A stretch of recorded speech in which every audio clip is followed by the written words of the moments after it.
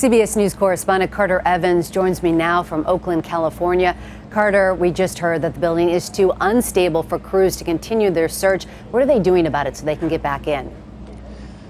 Well, they got to shore it back up, and they got to make sure that it's safe before they go in, because if that wall were to tumble down on rescue workers inside, this would be a whole new tragedy. They've cleared about 70% of the building, and they found those 36 victims, but they are certain there are still more victims inside what's left of the rubble.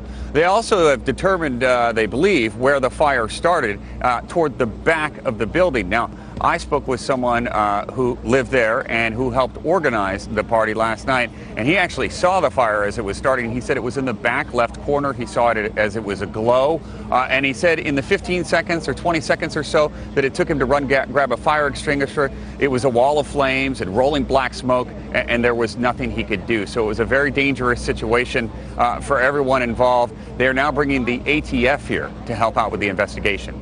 Carter, what floor was that on? We heard you during the press conference saying that some of the people were trapped on the second floor and they couldn't get out. Yeah, so a lot of people were trapped on the second floor, and one of the reasons for that is there was only one way up. It was a wooden staircase, a makeshift staircase in some senses. A platform was a wooden pallet, and once that staircase burned, there was no way anyone could get out. There were only two exits from the building, one out the bottom first floor in the front and one out the first floor the second. So if you weren't getting down off the second floor when that stairway burned, there was no way out. Carter, how much of the building have investigators been able to search through at this point?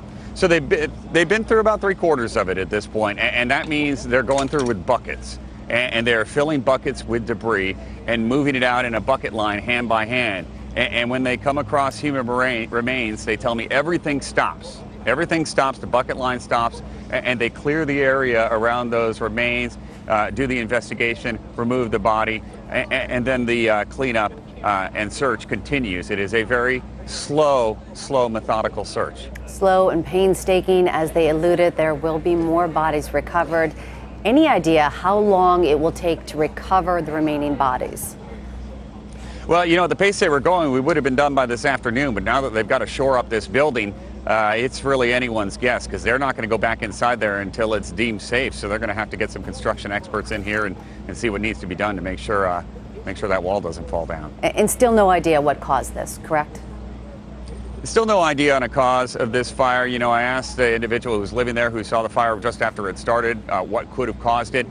You know, he was speculating that it could have been electrical, because he said they had somewhat of a weak electrical system in there. They did have their own breaker system, but it was reliant on the building next door. And they said very frequently they had breakers tripping and fuses blowing. And so he believes that could have been the cause. Again, could have been. He doesn't know. That's complete speculation on his part. All right. Carter Evans for us in Oakland, California. Thank you so much.